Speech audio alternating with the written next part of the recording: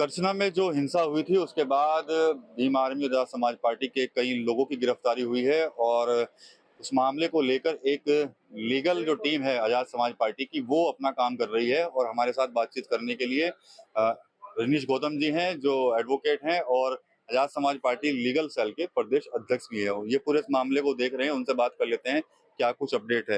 गिरफ्तारियां हुई हैं, सैकड़ों लोगों पर मुकदमा लिखा गया। आप लोगों की टीम गई थी, हमने देखा था, मिलकर आए हैं, अधिकारियों से बातचीत हुई है। क्या कुछ चल रहा है आगे, क्या कुछ अपडेट इसमें है? थोड़े में ज्यादा स्वाद यही तो है इसकी खास बात। वाओ मम्मा, क्या स्वाद है। अरे मेरे राजा, सबका राजा आरती और मसाला।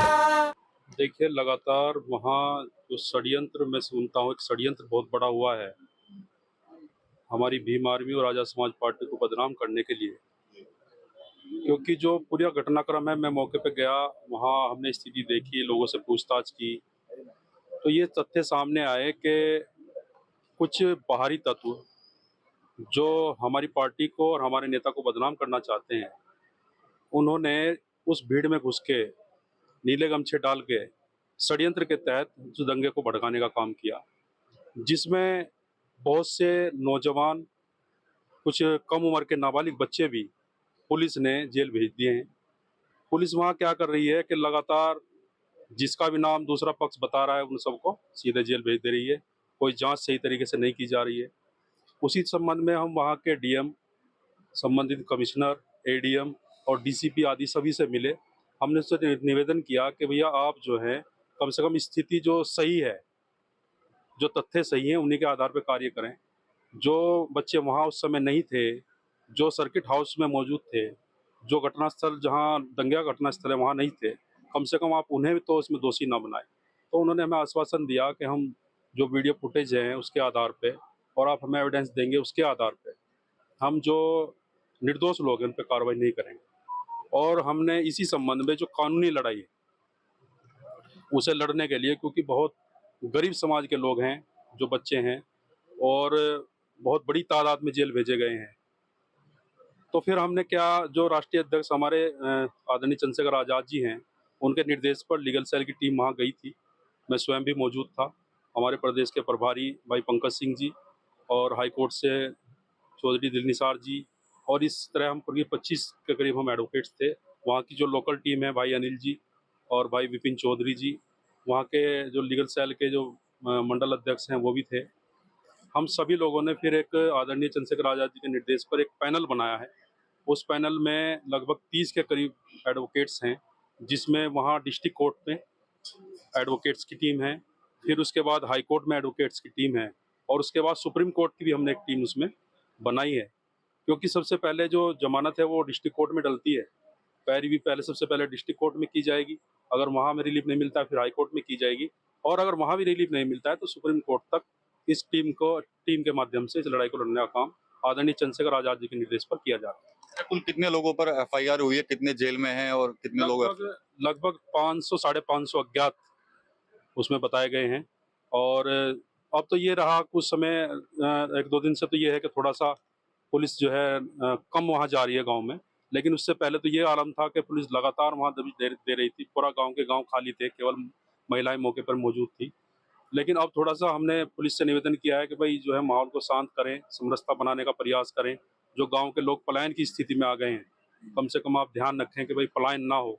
ये लोग अपने घर को छोड़ करके, जो जानवर भूखे, उन्हें चारा नहीं मिल रहा है, बच्चों को भी रोजी रोटी का संकट आ गया है, तो ये स्थिति वहाँ फिलहाल मौजूद है। जब ये घटना हुई थी उसके बाद कुछ बयान बहुत बेहद सुर्खियां में आए थे। एक बयान था चंद्रशेखर का, ही लोग कह रहे थे कि चंद्रशेखर कह रहे हैं कि तो हमारे लोग नहीं है जिनके साथ, जो उस पर क्या कहेंगे? देखिए, उस बयान को तोड़ मरोड़ के पेश किया गया है, जबकि उनका कहना यह था कि जो दंगा भड़काने वाले लोग हैं, जो षड्यंत्र में इसमें शामिल हैं, वो लोग हमारे नहीं थे। ये तो हम आज भी कह रहे हैं कि जो इस षड्यंत्र में शामिल है वो हमारे लोग नहीं है। वो तो जो मैंने आपको शुरू में ही बताया कि कुछ नीले गमछे डाल के कुछ दबंग लोग उस भीड़ में शामिल हो गए, उन्होंने पथराव शुरू किया और उस पर यह हुआ। बल्कि वीडियो फुटेज मौजूद हैं, जो पुलिस के साथ मिलकर जो लोग गाड़ियों को तोड़ रहे हैं, गाड़ियों को जला रहे हैं।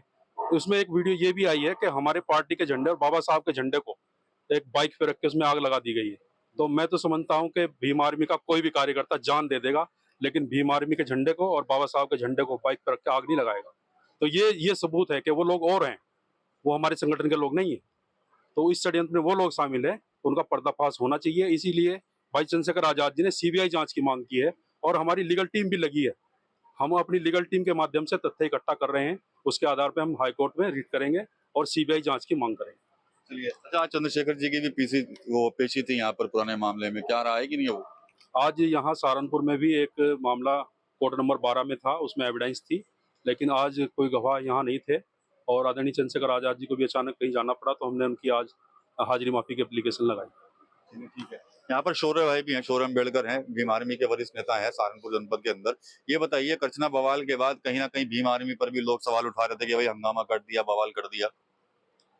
देखिए, भीम आर्मी के लोग संवैधानिक रूप में कार्य करते हैं। हमारे नेता चंद्रशेखर आजाद जी के निर्देश पर, माननीय विनय रतन सिंह जी के निर्देश पर सभी लोग संविधान के दायरे में कार्य करते हैं। ये भाजपा के लोग, भारतीय जनता पार्टी के लोग हमें बदनाम करने की कोशिश कर रहे हैं, इसके अलावा और कुछ नहीं है। लड़ाई तो आप लंबी लड़ेंगे अब अपने कार्यकर्ताओं की जो जेल में बंद है? लड़ाई के लिए लीगल सेल की टीम लगी हुई है और माननीय चंद्रशेखर आजाद जी संसद में लड़ने का काम करेंगे। चलिए, ठीक है। तो यहाँ पर लीगल सेल के जो तमाम जो लोग हैं वो मौजूद हैं। इसके अलावा जो प्रदेश अध्यक्ष रजनीश गौतम वो यहाँ पर है, भीम आर्मी के कार्यकर्ता यहाँ पर है। साफ तौर पर जो करछना में जो बवाल हुआ था उसको लेकर एक बड़ी टीम जो है वो तैयार है। हाई कोर्ट में जाना हो चाहे सुप्रीम कोर्ट में जाना हो, सबके लिए पूरी एक फाइल इनकी तरफ से तैयार की गई और साफ तौर पर कह रहे हैं कि जो लोग निर्दोष हैं उनकी लड़ाई हम लड़ेंगे और उनको जेल से बाहर लाकर रहेंगे। टीम 9 यूपी के लिए सहारनपुर से विकास कर रही है। थोड़े में ज्यादा स्वाद, यही तो है इसकी खास बात। वाओ मम्मा, क्या स्वाद है। अरे मेरे राजा, सबका राजा और प्योर मसाला।